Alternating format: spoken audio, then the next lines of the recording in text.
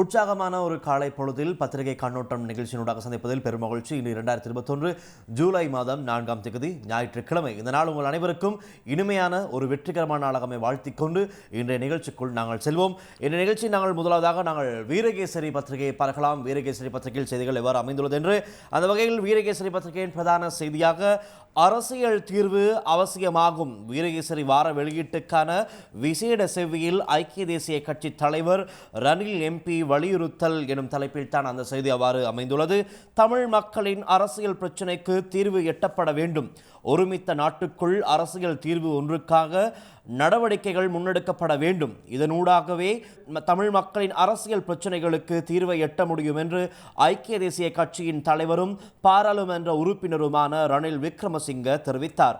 தமிழ் மொழி தொடர்பான சட்ட அமுலாக்க உட்பட ஏற்றத்தாழ்வுகளும் உள்ளன, அவற்றுக்கு தீர்வு காணப்பட வேண்டும் என்றும் அவர் மேலும் குறிப்பிட்டுள்ளார். அந்த செய்தியை தொடர்ந்து நாங்கள் வீரகேசரி பத்திரிகையில் மற்றும் ஒரு செய்தியை பார்க்கலாம். ஜிஎஸ்பி பிளஸ் வரிச்சலுகையை ஒருபோதும் இழக்க மாட்டோம், தொடர்ந்தும் ஐரோப்பிய ஒன்றியத்துடன் பேசுகின்றோம், வெளிவிவகார அமைச்சர் தகவல் எனும் தலைப்பில் அந்த செய்தி அமைந்துள்ளது. ஐரோப்பிய ஒன்றியம் இலங்கைக்கு வழங்குகின்ற ஜிஎஸ்பி பிளஸ் வரிச்சலுகையை இலங்கை இழக்கப் போவதில்லை, அதனை தக்க வைத்துக் கொள்வதற்கான நடவடிக்கைகள் அனைத்தையும் அரசாங்கம் எடுத்து வருகின்றது. இது தொடர்பாக நாங்கள் ஐரோப்பிய ஒன்றியத்திற்கு தேவையான விளக்கங்களை தொடர்ந்தும் வழங்கி வருகின்றோம் என்று வெளிவிவகார அமைச்சர் தினேஷ் குணவர்த்தன தெரிவித்தார். ஐரோப்பிய ஒன்றியத்தின் பாராளுமன்றத்தில் இலங்கைக்கான ஜிஎஸ்பி பிளஸ் வரிச்சலுகை வழங்கலை மேல் பரிசீலனை செய்ய வேண்டும் என்று ஒரு தீர்மானம் நிறைவேற்றப்பட்டுள்ளமை தொடர்பாகவும் அதற்கு அடுத்ததாக அரசாங்கம் மேற்கொண்டு வரும் நடவடிக்கைகள் குறித்தும் விவரிக்கையிலேயே வெளிவிவகார அமைச்சர் தினேஷ் குணவர்த்தன இந்த விடயங்களை சுட்டிக்காட்டியுள்ளார் என்றுதான் அந்த செய்தி அமைகின்றது. தொடர்ந்தும் நாங்கள் வீரகேசரி பத்திரிகையில் மற்றும் ஒரு செய்தியை பார்க்கலாம். தமிழ் தேசிய தளத்தில் உள்ள அரசியல் கட்சிகளுடன் இணைந்து செல்ல முடிவு, மாவை செல்வம் சித்தார்த்தன் இடையே இன்றும் பேச்சுவார்த்தை என்று தான் அந்த செய்தி அமைகின்றது. தமிழ் தேசிய தளத்தில் உள்ள அனைத்து அரசியல் கட்சிகளையும் அரவணைத்து செல்வதற்கான நடவடிக்கைகளை தொடர்ச்சியாக முன்னெடுப்பதென்று தமிழ் தேசிய கூட்டமைப்பின் பங்காளி கட்சி தலைவர்களுக்கு இடையிலான சந்திப்பில் முடிவெடுக்கப்பட்டுள்ளது. அத்துடன் தமிழ் தேசிய தளத்தில் கூட்டமைப்புக்கு வெளியிலுள்ள கொள்கை அளவில் உடன்பட்டு இணைந்து பயணிப்பதற்கு கூடிய சகல தரப்புகளையும் ஒன்றிணைக்கும் செயற்பாடுகளை முன்னெடுப்பதற்காக தொடர்ச்சியாக பேச்சுவார்த்தைகளை முன்னெடுப்பதென்று மாவை செல்வம் சித்தார்த்தன் ஆகியோருடைய இணக்கம் காணப்பட்டுள்ளதாகத்தான் அந்த செய்தி அமைகின்றது. தொடர்ந்தும் நாங்கள் வீரகேசரி பத்திரிகையில் மற்றும் ஒரு செய்தியை பார்க்கலாம். புதிதாக 14 டெல்டா தொற்றாளர்கள் கொழும்பு திருகோணமலை காலி மாத்திரையில் அடையாளம் என்று தான் அந்த செய்தி அமைகின்றது. நாட்டில் நேற்றைய தினம் கொழும்பு உள்ளிட்ட மேலும் 3 மாவட்டங்களில் டெல்டா தொற்றுக்கு உள்ளான 14 பேர் இனங்காணப்பட்டுள்ளதாக பிரதி சுகாதார சேவைகள் பணிப்பாளர் நாயகம் விசேட வைத்திய நிபுணர் ஏமந்த் ஏரத் தெரிவித்துள்ளார். கொழும்பு திருகோணமலை காலி மற்றும் மாத்தறை ஆகிய மாவட்டங்களில் இந்த தொற்றாளர்கள் இனங்காணப்பட்டுள்ளதாக தெரிவிக்கப்பட்டுள்ளது. கோவிட் தொற்றுக்கு உள்ளான 123 நபர்களிடம் மேற்கொள்ளப்பட்ட மாதிரிகளிலேயே இவ்வாறு 14 டெல்டா தொற்றாளர்கள் இனங்காணப்பட்டுள்ளமை தெரிய வந்துள்ளது. கடந்த ஜூன் மாதம் தெவட்டகொடை பகுதியில் டெல்டா தொற்றுக்குள்ளான 5 இனங்காணப்பட்டமையும் குறிப்பிடத்தக்கது. அந்த தகவலை தொடர்ந்து நாங்கள் நேற்றைய தினத்தில் இறுதியாக பதிவான கோவிட் நிலவரம் தொடர்பான தகவல்களை பார்க்கலாம். அந்த வகையில் நேற்றைய தினம் நாட்டில் 1262 கோவிட்-19 தொற்றாளர்கள் இனங்காணப்பட்டுள்ளார்கள். அதேபோல் நேற்றைய தினம் வெளியான கோவிட்-19 மரணங்கள் தொடர்பிலான அறிக்கையின்படி ஜூலை 2ஆம் தேதி நாட்டில் 34 கோவிட் மரணங்கள் பதிவாகியுள்ளது. அதேபோல் இலங்கையில் இதுவரை மொத்தமாக 2,64,057 கோவிட் தொற்றாளர்கள் மொத்தமாக பதிவாகியுள்ளார்கள். இலங்கையில் இதுவரை மொத்தமாக 3,191 கோவிட் மரணங்கள் பதிவாகியுள்ளது. இதுவரை 2,31,394 பேர் பூரண குணமடைந்து வீடு திரும்பியுள்ளார்கள். இது நேற்றைய தினத்தில் இறுதியாக பதிவான கோவிட் நிலவரம் தொடர்பான செய்திகள்.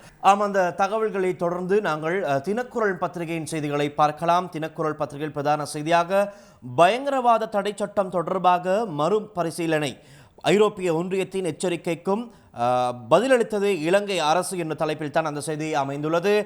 இலங்கையில் நடைமுறையில் உள்ள பயங்கரவாத தடுப்பு சட்டத்தின் விதிகளை மறுபரிசீலனை செய்யும் நல்லிணக்கத்தை மேம்படுத்தவும் நடவடிக்கைகள் எடுக்கப்பட்டுள்ளதாக ஐரோப்பிய ஒன்றியத்துக்கு இலங்கை தெரிவித்துள்ளது. சர்வதேசத்துக்கு உறுதியளித்தவாறு பயங்கரவாத தடை சட்டத்தை இலங்கை நீக்காவிட்டால் இலங்கைக்கு வழங்கப்படும் ஜிஎஸ்பி பிளஸ் ஏற்றுமதி வரிச்சலுகையை நீக்க நடவடிக்கை எடுக்கப்படும் என ஐரோப்பிய ஒன்றிய பாராளுமன்றம் தெரிவித்தது. இலங்கையில் நடைமுறையில் உள்ள பயங்கரவாத தடை சட்டத்தின் மூலம் சிறுபான்மை தமிழ் முஸ்லிம் மக்கள், சிவில் சமூகத்தினர் மற்றும் மனித உரிமை செயற்பாட்டாளர்கள் இலக்கு வைக்கப்படுவதாகவும் ஐரோப்பிய ஒன்றிய பாராளுமன்றம் கண்டித்திருந்ததும் குறிப்பிடத்தக்கது என்று தான் அந்த செய்தி அவ்வாறு அமைகின்றது. அந்த செய்தியை தொடர்ந்து நாங்கள் திருக்குறள் பத்திரிகையில் மற்றும் ஒரு செய்தியை பார்க்கலாம். பாடசாலைகளை மீள திறக்க நடவடிக்கை. சுகாதாரத்துறையின் பரிந்துரைகளின் அடிப்படையில் இம்மாதத்தில் 100க்கும் குறைவான மாணவர்களை கொண்ட பாடசாலைகளை திறப்பதற்கு எதிர்பார்ப்பதாக கல்வி அமைச்சர் பேராசிரியர் GL பீரிஸ் தெரிவித்துள்ளார். ஜனாதிபதியுடன் மேற்கொள்ளப்பட்ட கலந்துரையாடல்களின் பின்னர் இந்த தீர்மானம் மேற்கொள்ளப்பட்டுள்ளது. கோவிட் தொற்றினால் மூடப்பட்ட பாடசாலைகளை மீள திறக்கவும் அனைவருக்கும் கல்வி வழங்கும் நோக்கத்தை கொண்டு தீர்மானங்கள் மேற்கொள்ளப்பட்டது. இதன் அடிப்படையில் 50க்கும் குறைவான மாணவர்களை கொண்ட 1439 பாடசாலைகளையும் 51 தொடக்கம் 100 மாணவர்களை கொண்ட 1523 பாடசாலைகள் உட்பட மொத்தமாக 2962 பாடசாலைகளையும் இம்மாதத்தில் திறப்பதற்கு எதிர்பார்க்கப்படுகின்றது என்று தான் அந்த செய்தி அமைகின்றது. தொடர்ந்தும் நாங்கள் தினக்குரல் பத்திரிகையில் மற்றும் ஒரு செய்தியை பார்க்கலாம். மக்களின் பிரச்சனைக்கு எம்மிடம் மட்டுமே தீர்வு, ஐக்கிய தேசிய கட்சி பிரதி தலைவர் ருவான் விஜயவர்தன தெரிவித்ததாக அந்த செய்தி அமைகின்றது. மக்களின் பிரச்சனைகளுக்கான தீர்வு ஐக்கிய தேசிய கட்சியிடமே உள்ளது. நாட்டின் பொருளாதாரத்தை கட்டியெழுப்பும் திறமையும் அது தொடர்பான வேலை திட்டங்களும் ஐக்கிய தேசிய கட்சியிடமே இருக்கின்றது என ஐக்கிய தேசிய கட்சி பிரதி தலைவர் ருவான் விஜயவர்தன தெரிவித்தார். ஐக்கிய மக்கள் சக்திக்கு ஆதரவு அளித்து வந்த வத்தளை நகரசபை உறுப்பினர்கள் மீண்டும் ஐக்கிய தேசிய கட்சியில் இணைந்து கொண்டுள்ளமை தொடர்பில் தலைமையகமான சிறிகொத்தவில் வெள்ளிக்கிழமை நடத்திய ஊடகவியலாளர் சந்திப்பிலேயே இவ்வாறு அவர் தெரிவித்திருக்கின்றார்.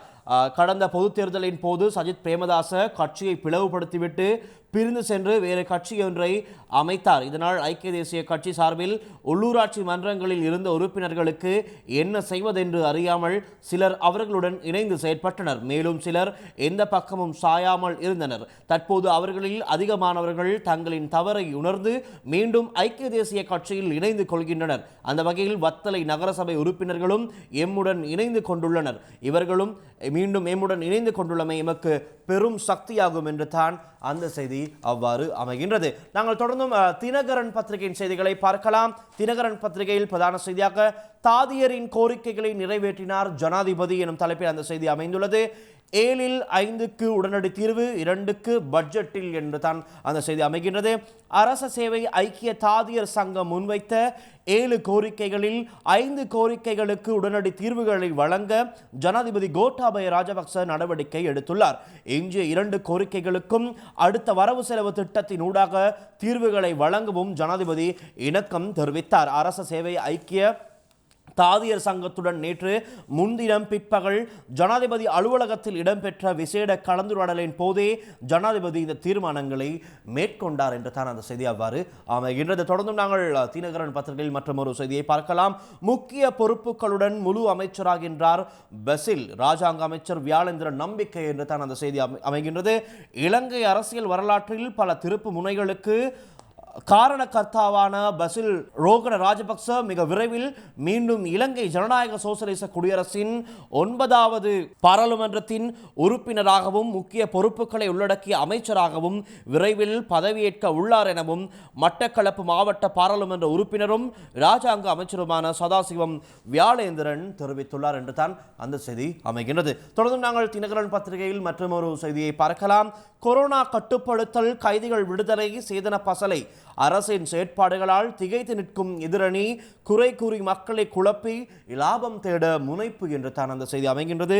நாட்டு மக்களது நலன்களை கருத்தில் கொண்டு அரசாங்கமும் ஜனாதிபதியும் முன்னெடுத்து வரும் ஆக்கப்பூர்வமான நடவடிக்கைகள் குறித்து எதிர்க்கட்சியினர் செய்வதறியாது திகைத்து நிற்கும் ஒரு நிலைமை நாட்டில் உருவாகியுள்ளதாக அரசியல் அவதானிகள் பலரும் சுட்டிக்காட்டியுள்ளனர். குறிப்பாக கோவிட்-19 வைரஸ் பரவலை கட்டுப்படுத்துவதில் உலக நாடுகளுடன் ஒப்பிடுகையில் இலங்கை தனது மக்களை அக்கொடிய வைரஸில் இருந்து காப்பாற்றுவதற்கு முன்னெடுத்து வரும் உச்சக்கட்ட நடவடிக்கைகளுக்காக உலக சுகாதார ஸ்தாபனம், உலக வங்கி மற்றும் உலக நாடுகள் பலவும் பாராட்டு தெரிவித்து வருவதை பொறுக்க முடியாத எதிர்க்கட்சியினர் வெறுமனே பொய்யான அறிக்கைகளை அரசாங்கத்துக்கு எதிராக விடுவிக்கின்றனர்.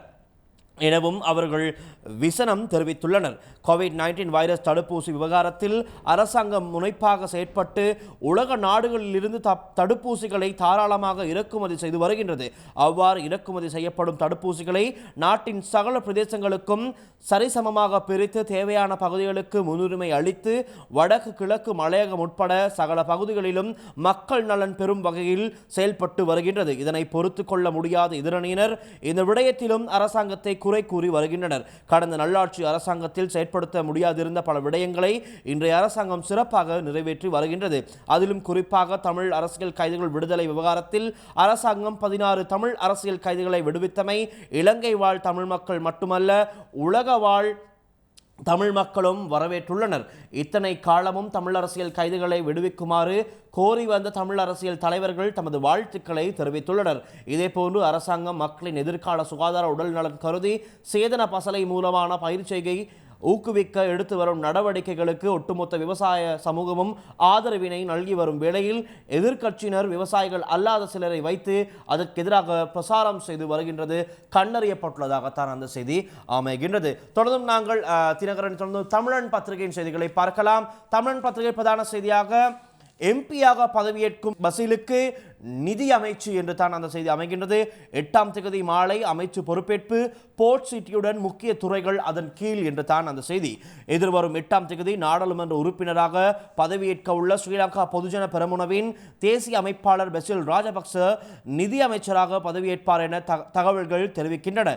8ஆம் தேதி காலையில் எம்பியாக பதவியேற்கும் அவர் அன்று மாலையே அமைச்சராக சத்திய பிரமாணம் செய்து கொள்வார்.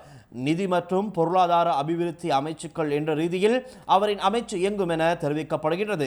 இதுவரை நிதி அமைச்சராக பதவி வகித்த பிரதமர் மஹிந்த ராஜபக்ச பிரதமர் பதவியுடன் சேர்த்து வேடமைப்பு, நகர அபிவிருத்தி, பௌத்த சாசனம், சமய மற்றும் கலாச்சார அலுவலர்கள் அமைச்சு ஆகிய பதவிகளை பொறுப்பேற்பார் என்று தான் அந்த செய்தி அமைகின்றது. தொடர்ந்தும் நாங்கள் தமிழன் பத்திரிகையில் மற்றொரு செய்தியை பார்க்கலாம். 3 நாடுகளிடமிருந்து 215 கோடி டாலரை கடனாக பெறுகின்றது இலங்கை அரசு. நாட்டில் வெளிநாட்டு நாணய கையிருப்பு குறைந்துள்ளதால் எழுந்துள்ள பொருளாதார நெருக்கடியை சமாளிப்பதற்கு அடுத்த 2 மாதங்களில் 3 நாடுகளிடமிருந்து 215 கோடி அமெரிக்க டாலரை கடனாக பெறுவதற்கு அரசு தீர்மானித்துள்ளது. இந்தியாவிடமிருந்து அமெரிக்க டாலர் 40 கோடியும், பங்களாதேஷிடமிருந்து அமெரிக்க டாலர் 25 கோடியும், சீனாவிடமிருந்து அமெரிக்க டாலர் 150 கோடியும் கடனாக பெற உள்ளது. இந்தியா, பங்களாதேஷ் ஆகிய நாடுகளிடம் பெறும் கடன் குறுகிய கால கடன்களாகும். அதே சமயம் சீனாவிடமிருந்து பெறுவதை நீண்ட கால கடனாக வரையறுக்க அந்நாட்டிடம் கோரிக்கை விடுக்கப்பட்டுள்ளது. இதேவேளை மாதம் மாத்திரம் 100 கோடி அமெரிக்க டாலர் வெளிநாட்டு கடன்களை செலுத்த அரசு தயாராகி வருகின்றது என்று தான் அந்த செய்தி அமைகின்றது. தொடர்ந்தும் நாங்கள் தமிழன் பத்திரிகையில் மற்றொரு செய்தியை பார்க்கலாம். மாகாணங்களுக்கு இடையிலான பிரயாண தடை நாளை நீக்கம். மாகாணங்களுக்கிடையில் அமுலில் உள்ள பயண கட்டுப்பாட்டை நாளை திங்கட்கிழமை முதல் நீக்க ஆலோசிக்கப்படுவதாகவும் செய்திகள் வெளிவந்துள்ளன. சில நிபந்தனைகளுடன் இவ்வாறு தடை நீக்கத்தை மேற்கொள்ள உத்தேசிக்கப்பட்டுள்ளது. மாகாணங்களுக்கிடையில் பயண கட்டுப்பாடு தொடர்வதால் வெளியிடங்களில் உள்ள நோயாளர்கள் மற்றும் இதர அத்தியாவசிய சேவைகளுக்காக பிற இடங்களுக்கு செல்ல உள்ளோர் பெரும் சிரமங்களை எதிர்நோக்க வேண்டியிருப்பதை கருத்தில் கொண்டு கடந்த வெள்ளிக்கிழமை கூடிய கோவிட் தடுப்பு செயலணியில் இந்த தீர்மானத்தை எட்டியுள்ளதாக அறிய முடிகின்றது என்று தான் அந்த செய்தி அவ்வாறு அமைகின்றது. அவைத்தான் இன்றைய நாள் வெளியான தமிழ் பத்திரிகைகள் வெளியான பிரதான செய்திகள். அந்த செய்திகளை தொடர்ந்து நாங்கள் இப்பொழுது நாட்டின் காலநிலை இன்று எவ்வாறு அமைகின்றது அது தொடர்பான செய்திகளை கேட்டறிந்து கொள்ளலாம். அதற்காக நாங்கள் இப்பொழுது வளிமண்டலவியல் திணைக்களத்தின் சிரேஷ்ட அதிகாரி முகமது சாலிகின் அவர்களை தொடர்பில் இணைத்துக் கொள்கின்றோம். சப்ரகமுவ மற்றும் மேல் மாகாணங்களிலும் அத்துடன் காலி, மாத்தறை, கண்டி மற்றும் நுவரெலியா மாவட்டங்களிலும் இடைக்கிடையே மழை பெய்யக்கூடும். ஊவா மற்றும் கிழக்கு மாகாணங்களின் பல இடங்களிலும் அத்துடன் முல்லைத்தீவு மாவட்டத்திலும் மாலை அல்லது இரவு வேளைகளில் மழை அல்லது இடியுடன் கூடிய மழை பெய்வதற்கான வாய்ப்பு காணப்படுகின்றது. பலத்த காற்றும் மின்னல் தாக்கங்களும் ஏற்படக்கூடிய சந்தர்ப்பங்களில் பொதுமக்கள் அவதானத்துடன் செயற்படுமாறு கேட்டுக்கொள்ளப்படுகின்றனர். கடல் பிராந்தியங்களை பொறுத்தவரையில் புத்தளம் தொடக்கம் கொழும்பு, காலி ஊடாக ஹம்மாந்தோட்டை வரையான கடல் பிராந்தியங்களின் பல இடங்களில் மழை அல்லது இடியுடன் கூடிய மழை பெய்யக்கூடும். நாட்டை சூழவுள்ள கடல் பிராந்தியங்களில் மணித்தியாலத்துக்கு 30 முதல் 40 கிலோமீட்டர் வேகத்தில் மேற்கு திசையில் அல்லது தென்மேற்கு திசையிலிருந்து காற்று வீசும். காங்கேசன்துறை தொடக்கம் மன்னாரூடாக புத்தளம் வரையான, அத்துடன் காலி தொடக்கம் அம்பாந்தோட்டை ஊடாக பொத்துவில் வரையான கடல் பிராந்தியங்களில் மணித்தியாலத்துக்கு 50 கிலோமீட்டரிலும் கூடிய வேகத்தில் அடிக்கடி காற்று அதிகரித்து வீசக்கூடும். இவ்வாறான சந்தர்ப்பங்களில் இக்கடல் பிராந்தியங்கள் கொந்தளிப்பாக காணப்படும். ஆனால் இடியுடன் கூடிய மழை பெய்கின்ற வேளைகளில் பலத்த காற்று வீசுவதுடன் அவ்வேளைகளில் கடல் பிராந்தியங்கள் தற்காலிகமாக மிகவும் கொந்தளிப்பான நிலையில் காணப்படும். அவை நாட்டின் இன்றைய காலநிலை தொடர்பான செய்திகள். அவற்றை நமக்கு வழங்கியிருந்தார் வளிமண்டலவியல் திணைக்களத்தின் சிரேஷ்ட அதிகாரி முகமது சாலிகின் அவர்கள். அந்த தகவல்களோடு நாமும் இன்றைய நிகழ்ச்சியை நிறைவு செய்து கொள்கின்றோம். மீண்டும் நாளை தினத்தில் சந்திக்கலாம். அதுவரை தொடர்ந்தும் லங்காசியோடு இணைந்திருங்கள். பாதுகாப்பாக வீடுகளில் இருங்கள். நன்றி, வணக்கம்.